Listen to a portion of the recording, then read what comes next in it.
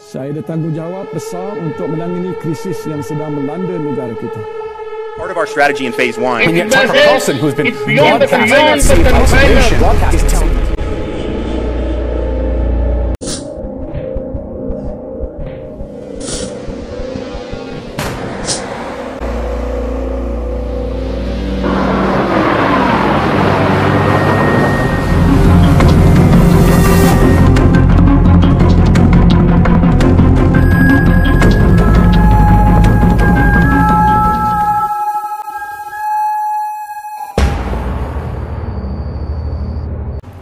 Bismillahirrahmanirrahim. Assalamualaikum warahmatullahi wabarakatuh. Salam sejahtera. Ahad 13 Mac 2022. Pada hari ini, kumpulan kami, kumpulan yang ke-8, terdiri daripada ahli kumpulan Ahmad Mus'ab bin Muhammad Ali, Majdah Munawwarah binti Muhammad Rozi, dan saya sendiri, Nurul Bashiratul Ain binti Bahtiar, akan membentangkan tentang implikasi krisis kewangan terhadap Malaysia. Krisis kewangan dapat didefinisikan apabila berlakunya kejatuhan pasaran dunia, harga saham atau harga aset dan mempengaruhi sektor-sektor lainnya di seluruh dunia. Ia juga boleh berlaku apabila keruntuhan bank-bank serta syarikat-syarikat besar di dunia mengalami bankrupt kerana tiada pasaran. Krisis ini mula berlaku sejak tahun 1997 disebabkan oleh beberapa faktor dan kembali semula pada tahun 2020 disebabkan oleh pandemik COVID-19 ini. Keadaan ini meninggalkan implikasi-implikasi yang negatif terhadap sektor ekonomi sendiri, sistem pendidikan dan sistem sosial di Malaysia. Baiklah, saya akan teruskan kepada rakan setugas saya yang seterusnya. Saya menjemput saudara Ahmad Mus'ab bin Muhammad Ali. Terima kasih rakan setugas Bashiratul Ain. Assalamualaikum dan salam sejahtera. Saya Ahmad Mus'ab bin Muhammad Ali dari kelas PPSMP Baik 6. Baiklah, pertamanya mari kita lihat implikasi atau kesan semasa krisis kewangan dunia terhadap ekonomi Malaysia. Kemerosotan ekonomi yang dihadapi oleh seluruh dunia disebabkan oleh pandemik COVID-19 telah memberi impak yang besar terhadap pendapatan negara. Menurut Bank Dunia, kemerosotan ekonomi yang berlaku kini merupakan paling teruk selepas tahun 2009. Tabung kewangan antarabangsa iaitu International Monetary Fund (IMF) pula membuat jangkaan kemerosotan sebanyak 1.7% berkurangan, iaitu lebih kurang 26 juta ringgit. Perdagangan dunia juga dijangka merosot pada kadar 10.4%. Krisis yang berlaku ini turut menjejaskan ekonomi di lebih 150 buah negara. Ia merupakan krisis ekonomi terburuk sejak era The Great Depression pada sekitar tahun 1930-an. Jelaslah di sini bahawa pandemik COVID-19 telah hampir melumpuhkan ekosistem perniagaan dan akibatnya ekonomi negara turut terjejas dengan ketara. Selain itu, negara Malaysia juga berhadapan dengan kadar hutang yang amat tinggi. Seperti yang tertera pada paparan, kita dapat lihat bahawa peningkatan kadar hutang negara berlaku sejak tahun 2008 dan kian meningkat setiap tahun, dan pada tahun 2020 hutang negara telah mencecah sekitar 879 bilion ringgit. Menteri Kewangan Tengku Datuk Seri Zafrul Tengku Abdul Aziz berkata kerajaan telah membuat pinjaman yang lebih besar pada tahun 2020 dan 2021 berikutan dengan penyebaran wabak COVID-19 bagi memastikan kestabilan rakyat dan ekonomi negara. Beliau juga berkata jumlah pinjaman yang tinggi itu bagi melaksanakan pakej rangsangan dan pelan pemulihan ekonomi bagi melindungi kehidupan rakyat, menyokong perniagaan dan memelihara ekonomi negara. Sudah terang lagi bersuluh, krisis kewangan dunia telah mengakibatkan kadar hutang negara Malaysia berada pada tahap yang tinggi. Namun begitu, pelbagai usaha telah dilaksanakan oleh kerajaan pada masa kini bagi memulihkan kembali ekonomi negara. Akhir sekali, krisis kewangan dunia juga telah menyebabkan penurunan ekspor antarabangsa. Permintaan barangan ekspor Malaysia ke pasaran global mengalami penurunan yang mendadak. Pengeluaran ekspor barangan elektronik mengalami penurunan sekitar 4.4 bilion ringgit, manakala barangan komoditi seperti gas asli mengalami penurunan sekitar 518 juta ringgit. Oleh itu, krisis kewangan yang dihadapi oleh seluruh dunia meninggalkan implikasi yang banyak terhadap ekonomi dan pendapatan negara. Itu sahaja daripada saya, Ahmad Mus'ab. Bagi menerangkan implikasi seterusnya, saya serahkan kepada rakan setugas Mazdah Munawwarah. Terima kasih. Seterusnya kita lihat implikasi krisis kewangan global terhadap pendidikan negara kita, iaitu Malaysia. Krisis ini menyebabkan sistem pendidikan negara kita menjadi tidak tetap. Sistem pendidikan negara kita menjadi tidak tetap dapat dilihat apabila berlakunya perubahan dasar dan arahan dari kementerian yang semakin kerap. Contohnya, pada 27 April 2020, Datuk Dr. Razzie Jidin, iaitu Menteri Pendidikan Malaysia, telah mengumumkan bahawa ujian penilaian sekolah rendah iaitu UPSR dimansuhkan dan pentaksiran tingkatan 3 dibatalkan pada tahun tersebut. Situasi ini akan mengganggu emosi para pelajar yang telah pun melakukan persediaan untuk menghadapi peperiksaan awam tersebut. Jadi, apabila UPSR dimansuhkan dan PT3 dibatalkan, peperiksaan awam yang menjadi kayu ukur kepada pelajar tidak dapat dilaksanakan dan kualiti pelajar semakin menurun. Seperti yang kita tahu, pentaksiran tingkatan 3 menjadi kayu ukur kepada pihak sekolah untuk meletakkan para pelajar di dalam aliran sains ataupun sastra semasa di tingkatan 4. Jadi, ketiadaan PT3 menyukarkan pihak sekolah untuk meletakkan para pelajar di aliran yang betul berdasarkan kemampuan dan keupayaan mereka.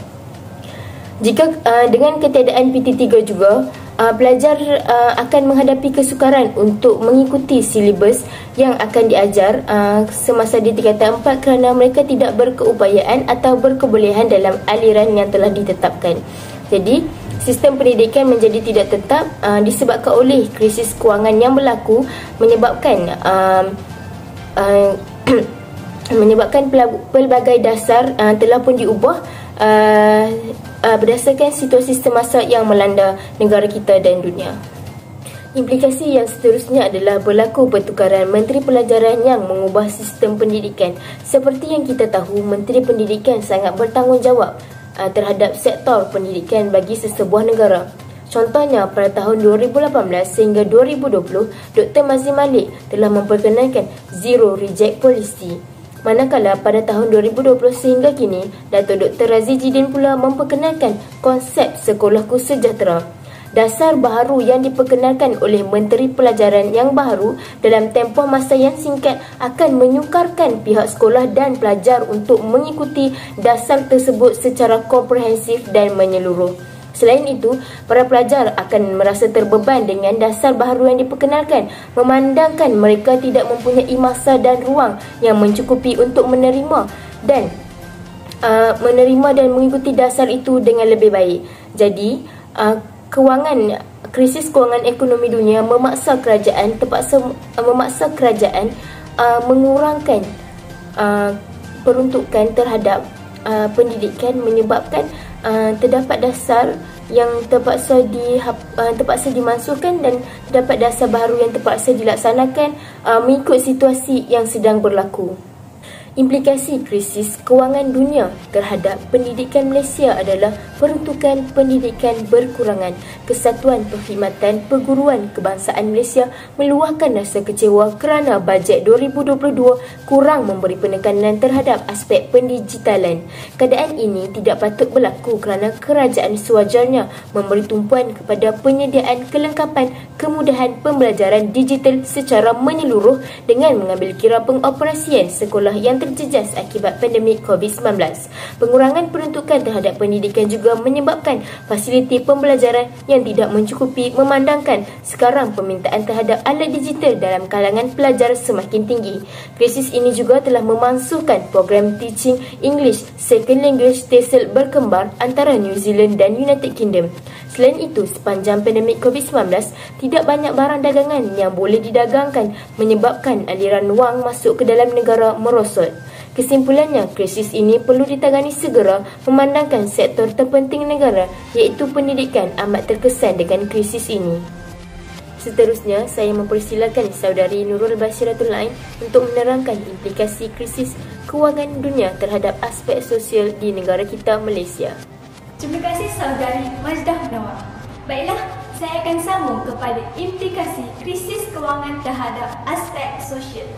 Seperti yang kita tahu, krisis kewangan berlaku disebabkan negara kita telah dilanda wabak COVID-19 pada tahun 2020. Pada 18 Mac 2020, kerajaan telah mengambil langkah keselamatan untuk mengadakan Perintah Kawalan Pergerakan PKP bagi tujuan mengekang wabak COVID-19 ini. Oleh itu, banyak rakyat Malaysia yang terjejas akibat pelaksanaan PKP ini. Sepanjang PKP, ramai rakyat Malaysia terpaksa diberhentikan kerja. Ini akan membawa kesan kepada peningkatan kadar pengangguran di Malaysia. Seperti yang kita lihat di dalam merajah, kes meningkat dengan menadak bermula April 2020 selari dengan statistik kadar pengangguran di Malaysia iaitu sebanyak 5.0% pada bulan April jika dibandingkan 3.9% kadar pengangguran pada bulan Mac 2020. Selain itu, impak besar pandemik COVID-19 terhadap industri yang jelas dapat kita lihat iaitu industri penerbangan telah menyebabkan banyak syarikat penerbangan melaksanakan pendekatan secara drastik termasuk menurunkan kos operasi, barisan tenaga kerja diarah bercuti daripada tugas masing-masing, lapangan terbang ditutup, menutup anak syarikat, mengeluarkan pesawat turut digantung, mengenakan sekatan perjalanan dan menutup sempadan antarabangsa. Jika lihat dalam rajah, sepanjang dari bulan Mac hingga Oktober 2020, sebanyak 109 syarikat perhotelan, resort, motel, inap desa, chalet terpaksa digantung akibat wabak COVID-19. Walau bagaimanapun, kini mulai 1 April 2022, pembukaan semula banyak sektor ekonomi dan sosial serta pembukaan sempadan negara akan dilaksanakan dengan selamat setelah mengambil kira pelbagai faktor. Ini antara usaha kerajaan untuk menstabilkan serta meningkatkan semula ekonomi kewangan di negara kita. Berikutan, negara mengalami permintaan buruh yang lebih perlahan pada tahun 2020 disebabkan impak-impak negatif pandemik COVID-19. Kadar pengangguran juga tidak menunjukkan pengurangannya. Setelah itu, pengangguran tidak hanya berlaku kepada warga pekerja sahaja. Golongan siswazah juga turut tidak dapat melarikan diri dari isu pengangguran ini. Situasi ini dilihat lebih ketara bagi siswazah diploma yang mencatatkan kadar 46.1%, manakala siswazah ijazah merekodkan kadar guna tenaga tidak penuh berkaitan kemahiran pada 19.2%. Kadar ini juga dapat dikaitkan dengan jumlah kekosongan jawatan yang lebih rendah di sektor ekonomi pada tahun 2020 seperti dinyatakan dalam laporan statistik guna tenaga yang dikeluarkan oleh Jabatan Perakaan Malaysia. Namun, dengan keadaan pasaran buruh yang mencabar berikutan pandemik telah menyebabkan peluang pekerjaan lebih rendah dan peningkatan persaingan dalam rakyat Malaysia. Walau bagaimanapun, terdapat implikasi baik dalam krisis kewangan ketika COVID-19 ini. Pelaksanaan PKP telah mewujudkan norma baharu termasuk dalam sektor peruncitan dan platform e-dagang. Pengarah urusan serantau Shopee, Yan Ho, berkata bahawa pada 2019 hampir tiada yang menjual dan membeli hasil segar seperti ikan, ayam, lembu daging dan durian di platform e-dagang. Namun, pada April 2020 sahaja, kira-kira 1,000 penjual hasil segar sejuk dan beku termasuk petani dan nelayan mula menjual di Shopee. Selain itu, permintaan penghantaran bungkusan melibatkan petugas pos dan kurier semakin rancak. Suruhanjaya Komunikasi dan Multimedia Malaysia dalam satu kenyataan berkata bahawa jumlah penghantaran domestik, bungkusan dan dokumen pada suku pertama tahun 2020 meningkat 10% kepada 61 juta berbanding 56 juta pada suku pertama tahun 2019. Manakala jumlah penghantaran bagi suku kedua 2020 pula dianggarkan hampir mencecah 100 juta. 2020 telah mengubah cara kita hidup, bekerja dan berbelanja atas talian. Oleh itu, jenama dan penjual seluruh rantau ini telah meningkatkan usaha digitalisasi mereka. Ini kerana e-dagang memainkan peranan yang lebih besar dalam kehidupan orang ramai di mana semakin banyak pengguna beralih ke atas talian untuk mendapatkan keperluan harian mereka. Baiklah, sebagai rumusan, telah terbukti banyak sangat sektor yang terjejas akibat pandemik COVID-19 ini. Krisis ini memberi impak yang sangat besar terhadap ekonomi negara seperti penurunan kadar hutang dan ekspor antarabangsa. Manakala di bidang pendidikan, ramai pelajar terjejas dan berlaku banyak perubahan dasar-dasar pendidikan di Malaysia.